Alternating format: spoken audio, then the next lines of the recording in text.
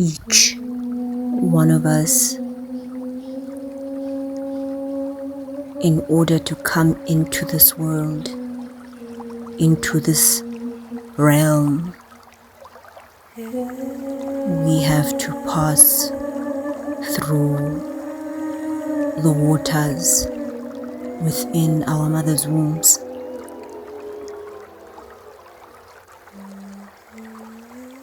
Water is our incubator, our welcoming place, our holding space before we are taken in by the amniotic fluid of Mother Earth.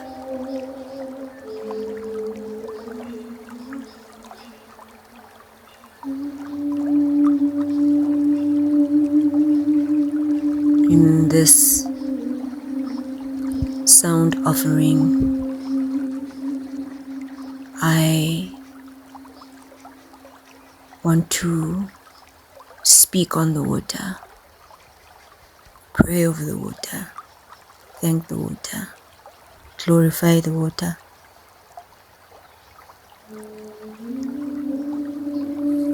In African belief systems,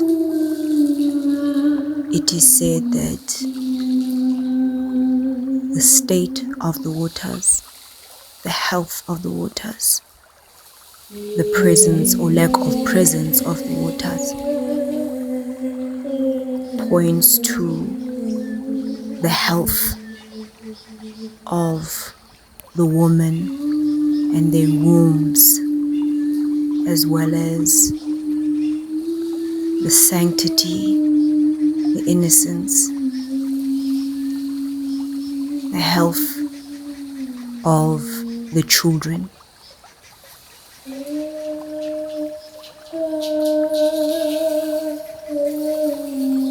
The waters are speaking to us, and they will continue to do so as Mother Earth purges, as she heals, as she transcends, and like us, as she attempts to alchemize the traumatic patterns of the past. And so when we see things like fracking, when we see villages move because the terrain is becoming desert, this tells us about the state of woman and child.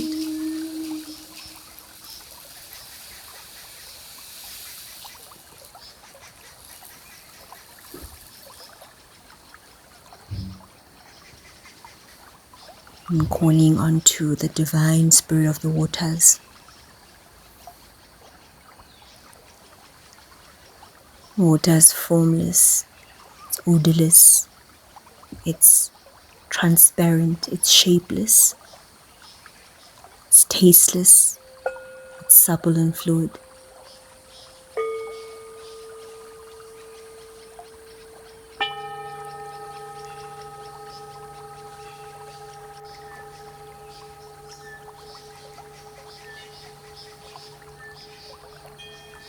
Water is life. Water gives life. Water returns to its source, originating from the mountains, moving downwards into the streams, down into the sea. It reaches upwards towards the skies, and the clouds give her back to us as rain.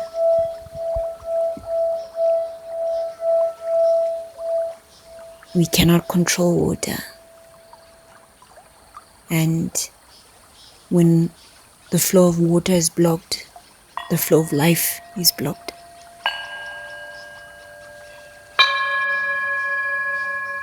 When we learn how to flow like the water flows, we learn how to flow with life, and we allow life to move, to exist, and to breathe through us. This divine spirit of the water that gives shape to everything, that gives shapes to the mountains, gives shapes to the rocks beneath the sea. Water that is so soft yet strong, fluid and flexible. It knows that when there's an obstruction in front of it, water either sinks into the soil to move beneath the obstruction. It moves around it, or it lifts itself up to go over it.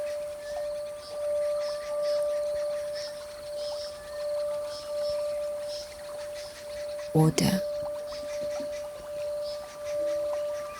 water, water.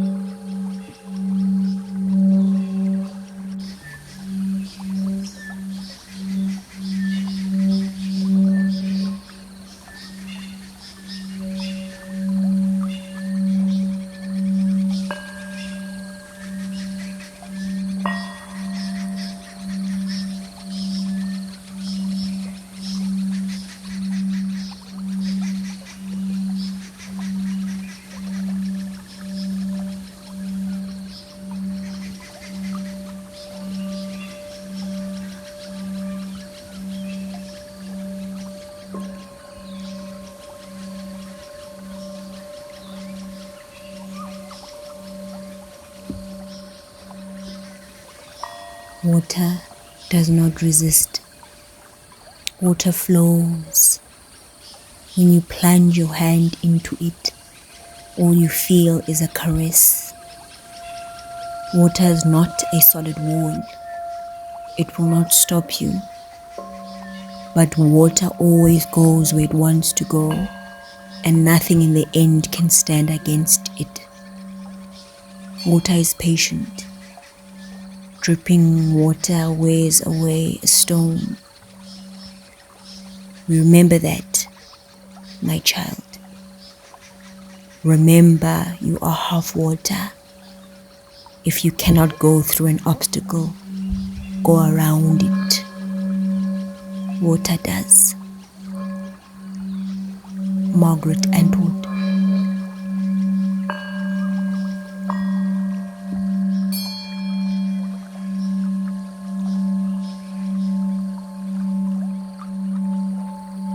Run wild and run free like a waterfall. Anamika Mishra.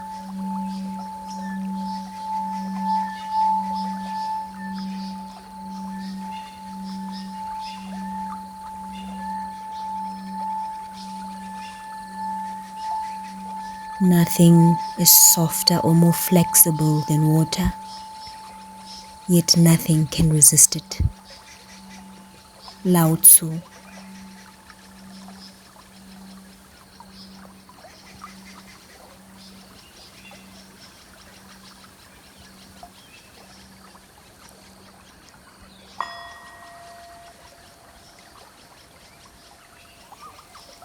When the well is dry, we know the worth of water. Benjamin Franklin.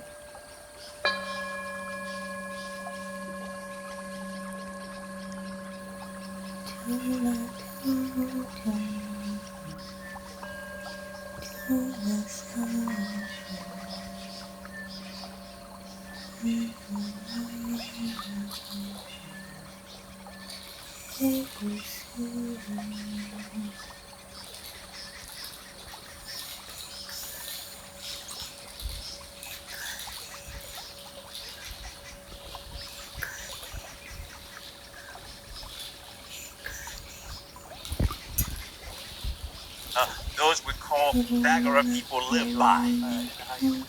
And that is why in the face of scarcity of water, the first reaction is self-blame. In fact, the scarcity of water is seen as a measure of the human tendency to recklessness. And therefore, it is a reminder of what kind of thing we need to bring back onto our consciousness to work on taking into account that which has become scarce has become so as a reminder that somehow we humans have run out of harmony with something we cannot afford to be disharmonic with.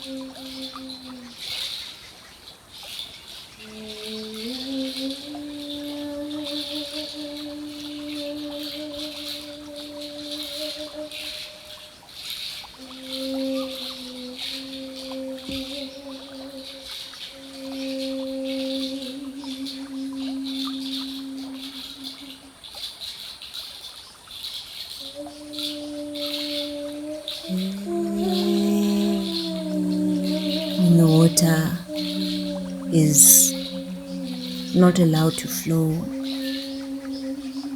stagnation, destruction, death, desert and desolation can occur.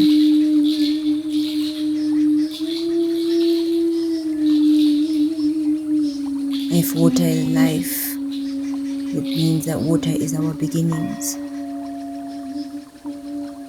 This force that opens, that nourishes, that washes, that lightens, that mixes, that comforts.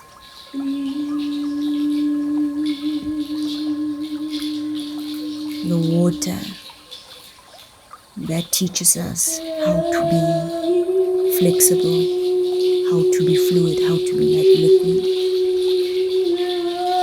It feels everything. It observes. It absorbs. It remembers everything.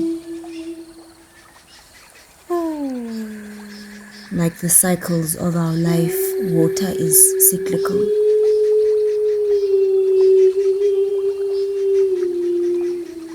And it teaches us to honor the cycle of nature, the seasons, the sacred circle as we observe water flowing downwards as it returns to its source, back to the ocean and then up towards the skies, and then repeating that cycle again. That is the movement of water. That movement that brings about change. And with change we know we are given wisdom. Water always finds its way through. It will flow and swell up within the places that are willing to take it in, that allow themselves to be emptied out so that water can fill it. The smallest of cracks, water will find. And like life, it flows when we are receptive and open. And so water asks us to find the places within our hearts, within our bodies, within our lives, within our psyches, within our emotions that need to be filled so that they can be cleansed and renewed. Water responds to our dreams, our intuitions, our emotions, our intentions. And so when we relate to the water, we relate to the water with love. We honor its wisdom, knowing that the waters in which we put our bodies in, whether it's a body of water when we swim or a bath, or a glass of water that we're holding, that same vessel was once in our grandfather's hands. It moved down the throat of our grandmothers. And so we honor this life-giving force that keeps cycling through our earth. And we know that water reflects us. So it's a reflection of us knowing that we are roughly 60 to 80% water, depending on our health. So too is Mother Earth's waters, the same percentage. And so she reflects us, we reflect her. What are we mirroring? How do we relate to water? Our own waters and the waters we interact with all day, every day. Because how we relate to the water is how we will then relate to our lives and everything that waters our life. And so we send love to the waters, compassion, prayers. We praise the water because we know that then we are praising ourselves. If we speak negatively or pollute and poison the water with our words and our thoughts, we will be given just the same. We will be polluted.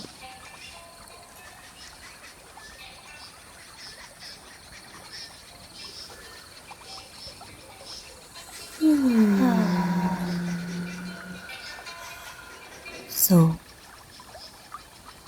what are your waters wanting to say to you today? Go deep, like the waters know to. Return to the source. Understand your cycles. Allow the waters to caress you so that you can learn to caress life as well, and to let life flow through you, to let life break you open so that it can pour itself within you, and thus doing, you pouring your waters into your life, into your dreams and into others. When you learn to flow like the waters flow, We learn how to sustain our lives in flow, in synchronicity. And this is how our blessings come in. When we do the opposite, we destroy our lives. We destroy the flow.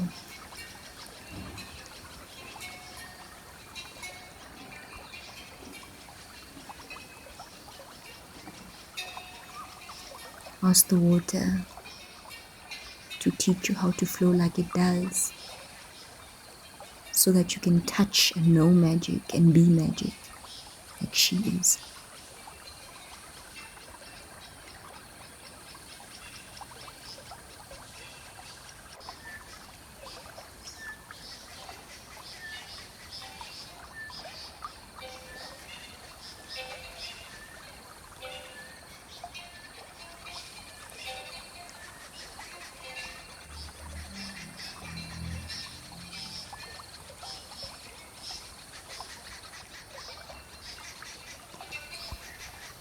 The water that is carried by the earth is the archetype of that which a mother carried in her womb when she is gestating something that is meant to come into this world in a grandiose fashion. In other words, the feminine of the earth is linked to water as the amniotic fluid of the earth. And therefore, its scarcity is blamed on to a certain kind of disrespect of the femininity of Mother Earth, and by extension, perhaps of a certain due respect to the overall feminine in the world. That which carries the power to generate life and to hold it together must therefore be approached as one of the most sacred things there can ever be.